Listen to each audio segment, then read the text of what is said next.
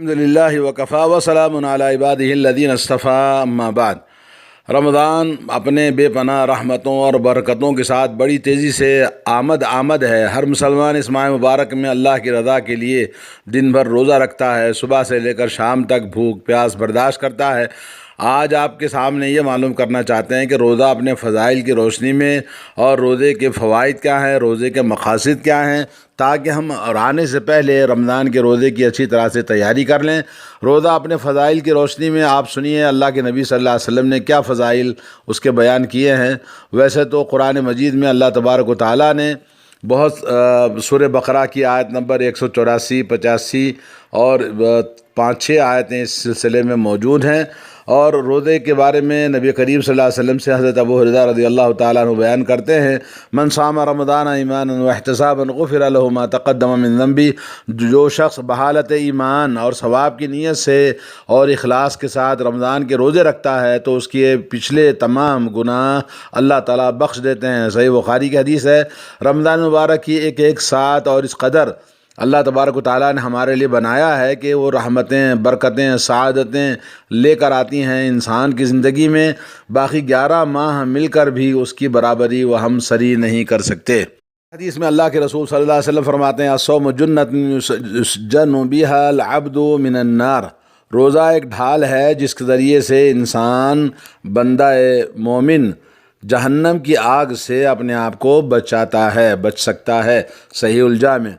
اور تیسری حدیث ہے، نبی کریم صلی اللہ علیہ وسلم نے یوں فرمایا، من صام یوما فی سبیل اللہ بعد اللہ وجہہ عن النار 70 خریفا، جس نے اللہ تعالیٰ کے راستے میں ایک دن روزہ رکھا تو اللہ تعالیٰ اس کے چہرے کو جہنم سے 70 سال کی مسافت دور کر دیتا ہے۔ یہ بھی صحیح بخاری کی حدیث ہے۔ اور چوتھی حدیث ہے، نبی کریم صلی اللہ علیہ وسلم نے فرمایا، ان فی الجنۃ بابا یقال له الریان يدخل منه الصائمون یوم القیامہ لا يدخل منها احد غیرهم یقال این الصائمون فیقومون لا يدخل منه احد غیرهم فاذا دخلوا اغلق فلم يدخل منه احد۔ جنت کے 8 دروازوں میں سے ایک دروازے کا نام ریان ہے، جس سے قیامت کے دن صرف روزے دار داخل ہوں گے، اور ان کے علاوہ اس دروازے سے کوئی داخل نہیں ہوگا۔ کہا جائے گا کہ روزے دار کہاں ہے، تو وہ کھڑے ہو جائیں گے اور جنت میں داخل ہوں گے، ان کے علاوہ اس دروازے سے کوئی نہیں داخل ہو سکتا۔ جب وہ داخل ہو جائیں گے تو دروازہ بند کر دیا جائے گا اور کوئی اس سے داخل نہیں ہوگا۔ صحیح بخاری کی حدیث ہے اور صحیح مسلم میں بھی آئی ہے، دونوں متفق علیہ ہیں۔ اور حدیث نمبر 5 یہ ہے کہ نبی کریم صلی اللہ علیہ وسلم نے فرمایا، الصیام والقرآن یشفعان للعبد یقول الصیام ای ربی انی منعته الطعام والشہوات بالنہار فشفعنی فیہا، ویقول القرآن منعته النوم باللیل فشفعنی فیہ۔ تو رمضان مبارک میں اللہ رب العالمین نے یہ 2 چیزیں بڑی انعام رکھی ہیں بندے مومن کے لیے، اور روزہ اور قرآن کریم قیامت کے دن بندے کی سفارش کریں گے۔ روزہ کہے گا، اے پروردگار، میں نے اس بندے کو دن کے وقت کھانے پینے اور جنسی خواہش سے اور پوری طرح سے روک دیا تھا، پس تو اس کے بارے میں میری سفارش قبول فرما۔ روزہ گزارش کرے گا اللہ تعالیٰ سے، اور قرآن کریم کہے گا، میں نے اس کو رات کے وقت سونے سے روک دیا تھا، پس تو اس کے بارے میں سفارش قبول فرما۔ چنانچہ ان دونوں کی سفارش قبول کی جائے گی، اور بندہ مومن روزے دار رمضان کا جو قرآن اور روزہ رکھا اس نے جنت میں داخل ہوگا۔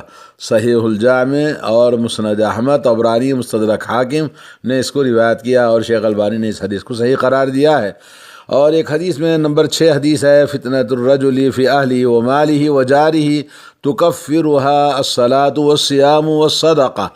نبی کریم صلی اللہ علیہ وسلم نے فرمایا کہ آدمی ہمیشہ آزمائشوں میں مبتلا رہتا ہے، اس کے بال بچوں کی وجہ سے اور اس کے مال کی وجہ سے اور اس کے پڑوسیوں کے سلسلے میں کوئی نہ کوئی آزمائشیں لگی رہتی ہیں۔ ان آزمائشوں کا کفارہ نماز ہے، روزہ ہے اور صدقہ ہے۔ اور تینوں چیزیں رمضان مبارک میں لوگ بڑے اہتمام کے ساتھ کرتے ہیں۔ اللہ تعالیٰ سب کے عبادتوں کو قبول فرمائے اور اس کے لیے ہم کمر بستہ ہو جائیں۔ یہ حدیث صحیح بخاری اور صحیح مسلم کے اندر آئی ہے۔ حدیث نمبر 7 ہے، رسول کریم صلی اللہ علیہ وسلم نے فرمایا، للصائم فرحتان، فرحت عند فطرہ وفرحت عند لقاء ربہ۔ روزے دار کے لیے دو خوشیاں ہیں جن سے وہ خوش ہوتا ہے۔ ایک وہ جب روزہ کھولتا ہے تو خوش ہوتا ہے کہ آج اس نے اللہ تعالیٰ کے فرض کو پورا کر دیا، اور دوسری خوشی جب وہ اپنے رب سے ملاقات کرے گا، اللہ تبارک و تعالیٰ اس کو وہ فضل و کرم اپنے اجر خاص اس کو عطا فرمائے گا، تو اس کے اجر سے وہ خوش ہوگا رب ذوالجلال کی بارگاہ میں۔ صحیح مسلم کی حدیث ہے۔ اور اسی طرح سے حدیث نمبر 8 ہے، والذی نفس محمد بیدہ لخلوف فم الصائم وعند اللہ ویوم القیامۃ من ریح المسک۔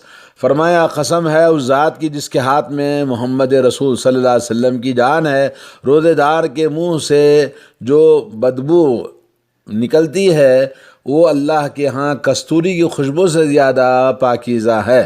یہ بھی صحیح بخاری صحیح مسلم کی حدیث ہے۔ حدیث نمبر 9 ہے، حدیث قدسی، کل عمل ابن آدم لہ الا الصیام فانہ لی وانا اجزی بہ۔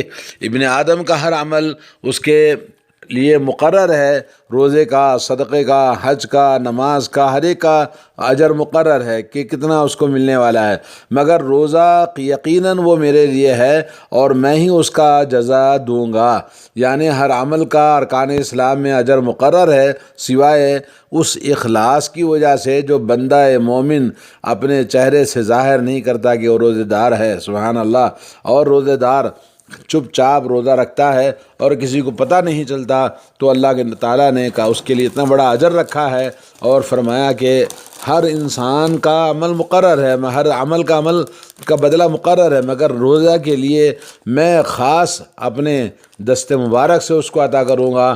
اللہ رب العالمین نے یہ وعدہ فرمایا، صحیح بخاری کی حدیث ہے۔ اور آئیے 10 نمبر حدیث ہے کہ رسول اللہ صلی اللہ علیہ وسلم کا ارشاد ہے، ثلاثۃ لا ترد دعوتهم الامام العادل والصائم حتى يفطر ودعوت المظلوم۔ 3 قسم کے لوگ ہیں جن کی دعا اللہ رب العالمین رد نہیں کرتا۔ 3 لوگوں کی دعاؤں میں سے ایک عادل حکمران ہے، عدل و انصاف کرنے والا، دوسرا روزے دار ہے، اور تیسرے مظلوم کی بد دعا ہے۔ مسند احمد اور صحیح ابن حبان میں حدیث موجود ہے، اللہ تعالیٰ نے روزے دار کے لیے بے شمار فوائد اور اس کے فضل و کرم کی بے شمار احسانات رکھا ہے۔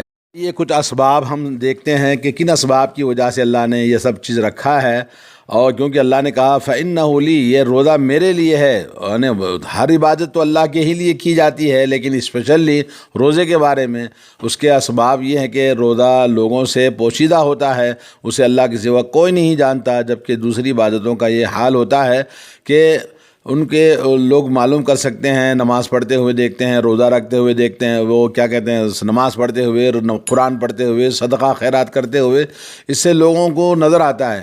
لیکن یہاں پر اللہ نے کہا اس لحاظ سے کہ روزہ خالص اللہ تعالیٰ کے ہی لیے ہے، یہ ایک سبب ہے۔ دوسرا سبب یہ کہ روزے میں نفس کشی، مشقت اور جسم کو صبر برداشت کی بھٹی سے گزرنا پڑتا ہے، اس میں بھوک پیاس اور دیگر خواہشات نفسانی پر صبر کرنا پڑتا ہے، جبکہ دوسری عبادتوں میں اس قدر کی مشقت اور نفس کشی نہیں ہوتی ہے۔ تیسرا سبب، روزے میں ریاکاری کا عمل دخل نہیں ہوتا، جبکہ دوسری عبادتوں میں ظاہری عبادات مثلا نماز، حج، زکوٰۃ وغیرہ میں ریاکاری کا شائبہ پایا جا سکتا ہے، تو یہ بھی ایک سبب ہے۔ چوتھا سبب یہ کہ کھانے پینے سے استغنا اللہ تعالیٰ کی صفات میں سے ہیں۔ روزہ دار اگرچہ اللہ تعالیٰ کی اس صفت سے متشابہ تو نہیں، لیکن وہ ایک لحاظ سے اپنے اندر یہ صفت پیدا کر کے مقرب الہی بن جاتا ہے۔ فرشتے اللہ تعالیٰ کی مخلوق ہیں، مگر وہ کھاتے پیتے نہیں ہیں، تو انسان بھی جس دن روزہ رکھتا ہے وہ فرشتوں جیسے صفت اس کے اندر پیدا ہوتی ہے۔ 5واں سبب ہے کہ روزے کے ثواب کا علم اللہ تعالیٰ کے سوا کسی کو نہیں، جبکہ باقی عبادات کا ثواب رب العالمین نے مخلوق پر ظاہر کر دیا ہے۔ 6واں سبب، روزے کی اضافت اللہ کی طرف شرف اور عظمت کے لیے ہے، جیسا کہ بیت اللہ اضافت محض تعظیم و شرف کے باعث ہے، ورنہ سارے گھر اللہ کے ہی ہیں۔ ساتواں سبب ہے کہ جزائے صبر کی کوئی حد نہیں ہے، اس لیے رمضان کے روزوں کی جزا کو بے حد قرار، بے حد یعنی بے شمار ثواب قرار دیتے ہوئے اللہ تعالیٰ نے اس کو اپنی طرف منسوب کیا، اور اس کی جزا بھی میں ہی دوں گا۔ تو یہ تھے روزے کے اسباب، جو فضل اللہ نے ہمیں پر کیا ہے۔ روزے کے فوائد میں سے جو شخص روزے رضا الہی کے خاطر روزہ رکھتا ہے تو ایسے شخص کی اللہ تعالیٰ کی جانب سے دینی اور دینی اعتبار سے، دنیاوی اعتبار سے، اخروی اعتبار سے، طبی اعتبار سے، دونوں لحاظ سے فوائد ہی فوائد اس کے اندر ہوتے ہیں۔ ہم انتہائی اختصار کے ساتھ آپ کو بیان کرتے ہیں۔ ان فوائد میں سے نمبر 1، روزہ رکھنے کی وجہ سے انسان کے سابقہ سارے گناہ بخش دیے جاتے ہیں۔ نمبر 2، روزہ جہنم سے ڈھال بن جاتا ہے۔ اور نمبر 3 کہ اللہ کی راہ میں رکھے ہوئے صرف ایک روزے کے بدلے انسان کو جہنم سے 70 سال کی مسافت دور کیا جاتا ہے۔ اور نمبر 4، روزہ دار کے لیے جنت میں خاص دروازہ اللہ نے رکھا ہے جس سے وہ داخل کیا جائے گا۔ نمبر 5، روزہ قیامت روزہ دار کے حق میں اللہ کے ہاں سفارش کرے گا۔ نمبر 6، روزہ آزمائشوں سے کفارے کا سبب بنتا ہے۔ اور نمبر 7 یہ کہ روزہ دار کے لیے 2 خوشخبریاں ہیں، پہلے جب روزہ کھولتا ہے، دوسرا جب اللہ تعالیٰ سے ملاقات کرے گا۔ نمبر 8، روزہ دار کے منہ کی بو اللہ تعالیٰ کے ہاں کستوری کی یعنی مشک کی خوشبو سے زیادہ پسندیدہ ہے۔ اور نمبر 9 ہے، روزہ صرف اللہ کے لیے ہوتا ہے، اس کی جزا صرف اللہ تعالیٰ عطا فرمائے گا۔ روزہ دار کی مانگی ہوئی دعا اللہ کے ہاں کبھی رد نہیں ہوتی۔ اللہ اکبر۔ روزہ دار کے طبی فوائد، ماہ رمضان میں رکھے جانے والے روزے صرف روح کی تطہیر ہی نہیں بلکہ جسم کے کئی امراض کے لیے بھی شفا ہے۔ طبی ماہرین اس بات کی تصدیق کر چکے ہیں کہ روزہ مذہبی عبادات کے ساتھ ساتھ جسمانی فوائد بھی اس سے حاصل ہوتے ہیں۔ سن 1994 میں مراکش کے ایک شہر کا سابلانکا میں رمضان اور صحت کے نام سے ایک کانفرنس منعقد ہوئی تھی۔ اس کانفرنس میں اس موضوع پر 50 مقالوں کا جائزہ لیا گیا، جس میں روزے رکھنے کے لیے جو فوائد صحت مند ہوتے ہیں وہ قابل یقین اور بہتری دیکھی گئی ہے۔ کانفرنس میں پیش کیے گئے مقالوں کے مطابق ان لوگوں کی صحت پر منفی اثرات ریکارڈ کیے گئے جنہوں نے افطار کے وقت ضرورت سے زیادہ کھانا کھایا اور ٹھیک سے نیند پوری نہیں کی۔ روزہ ہمارے جسم کے مندرجہ ذیل فوائد پہنچاتا ہے، آپ سنیے۔ نمبر 1، جسم کو آرام پہنچانے کا سبب ہے۔ انسانی جسم ایک مشین کی طرح ہے جو خود کار انداز میں اپنے کام سر انجام دیتا رہتا ہے، لیکن جس طرح مشین کو مسلسل کام کرنے کے بعد آرام کی ضرورت ہوتی ہے، اسی طرح ہمارے جسمانی اعضاء کو بھی ان کو فرصت کی ضرورت ہوتی ہے۔ تو رمضان میں بخوبی یہ کھانے پینے کے باعث ہمارا جسم آرام کرتا ہے، پھر سے پورا سال کام کرنے کے لیے تیار ہو جاتا ہے۔ نمبر 2، مختلف بیماریوں سے روزے کی وجہ سے نجات حاصل ہوتی ہے کہ کولیسٹرال ہے، بلڈ پریشر ہے، موٹاپا ہے اور معدے کی جگر کی تمام امراض سے آدمی اس سے قابو پاتا ہے۔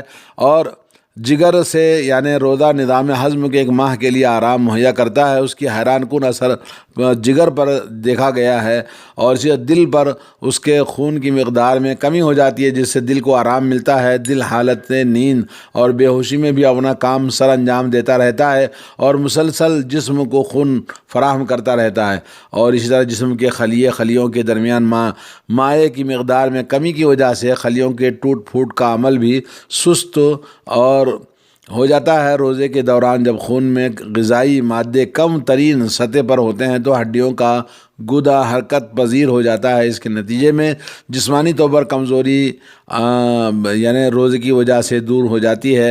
اور نمبر 4 یہ کہ روزہ کی وجہ سے وزن کم ہو جاتا ہے۔ جیسے انسان کا ویٹ لاس کرنے کے لیے جیسے بہت سارے نسخے ہیں، ان میں سے بہترین نسخہ ہے کہ کیلوریز کی مقدار میں کثرت سے کمی واقع ہو جاتی ہے تو یوں وزن کم ہو جاتا ہے۔ اور نمبر یہ کہ فاسد مادوں سے نجات۔ نمبر 5 یہ کہ دن کے طویل حصے میں روزہ گزارنے کے بعد انسانی جسم میں زہریلا مواد اور دیگر فاسد مادے ختم ہو جاتے ہیں، یوں جسم کو فاسد مادوں سے نجات ملتی ہے روزوں کی وجہ سے۔ نمبر 6 یہ کہ بڑھاپے سے حفاظت۔ روزے کی حالت میں انسانی جسم میں موجودہ ایسے ہارمونز حرکت میں آ جاتے ہیں جو بڑھاپے کے خلاف مزاحمت کرتے رہتے ہیں۔ روزے سے انسانی جلد مضبوط اور اس پر موجودہ جھریوں میں کمی آ جاتی ہے۔ نمبر 7 دماغ کو سکون پہنچانے کا سبب ہے۔ ماہرین کے مطابق روزہ دل و دماغ کے اعصاب کو سکون فراہم کرتا ہے۔ اور نمبر 8 یہ کہ ظاہری خوبصورتی میں اضافہ ہوتا ہے۔ روزے کی حالت میں جسم ان ہارمونز کو پھیلاتا ہے جو جلد کی خوبصورتی، ناخنوں کی چمک اور بالوں کو مضبوط بننے میں کارآمد ہے۔ نمبر 9 بری عادات سے چھٹکارا۔ انسان روزے کی حالت میں بہت سارے عاداتیں جو بری ہوتی ہیں دن بھر مشغول رہتا ہے، اس میں سگریٹ نوشی ہے، تمباکو نوشی ہے، شراب نوشی ہے، بد زبانی ہے، تمام چیزوں سے چھٹکارا پاتا ہے۔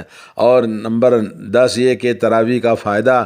رمضان میں آدمی رات میں نمازیں پڑھتا ہے تو یہ قسم کی ورزش ہے جس سے اس کے صحت میں اور زیادہ اضافہ ہوتا ہے۔ آخری بات یہ ہے کہ رمضان کا روزہ رکھنے کا مقصد کیا ہے؟ اللہ تعالیٰ نے قرآن مجید میں فرمایا لعلکم تتقون، تاکہ تم اپنے اندر تقوی پیدا کرو رمضان کے روزوں کی وجہ سے۔ اس آیت مبارکہ میں روزے کی حکمت یہ بیان فرمائی کہ یہ تقوی کا باعث ہے، جس کی تفصیل یوں ہے کہ روزہ دوسری عبادت تمام عبادات سے بوجوہ منفرد ہے، کیونکہ اللہ اور بندے کے درمیان روزہ راز و نیاز کا معاملہ ہے، جبکہ دوسری تمام عبادات وہ لوگوں کو دکھانے میں ریاکاری ہو سکتی ہے، اور لیکن روزے کے اندر خاص تقوی۔ یہ سورہ بقرہ آیت نمبر 183۔ اور اسی طرح سے روزے کا جو مقصد ہے، روزہ صرف کھانا پینا چھوڑنے کی وجہ سے تقوی نہیں پیدا ہوتا، بلکہ پورے جسم کی ہر چیز اللہ رب العالمین کی عبادت میں، اطاعت میں۔ اللہ کے نبی نے فرمایا من لم يدع قول الزور والعمل به فليس لله حاجة ان يدع طعامه وشرابه، جو آدمی روزہ رکھتے ہوئے باطل کام اور باطل کلام نہ چھوڑے تو اللہ کو اس کو بھوکا رہنے کی کوئی ضرورت نہیں ہے۔ بخاری شریف کی حدیث ہے۔ تو اس طرح سے دوستو روزہ بہت عظیم نعمت ہے اللہ رب العالمین کی طرف سے، جو اللہ رب العالمین نے ہمیں عطا فرمایا۔ بہت سارے روزہ رکھنے والے ایسے ہیں کہ ان کو روزے کے ثمرات میں سے بھوکا رہنے کے علاوہ کچھ نہیں حاصل نہیں ہوتا، اور بہت سے شب بیدار ایسے ہیں کہ ان کو رات جاگنے کی مشقت کے سوا کچھ نہیں حاصل ہوتا۔ سنن ابن ماجہ میں حدیث ہے، یعنی روزے کی حالت میں آدمی فضول کام کرے اور رات میں فضول چیزوں میں وقت گزارے تو اس لیے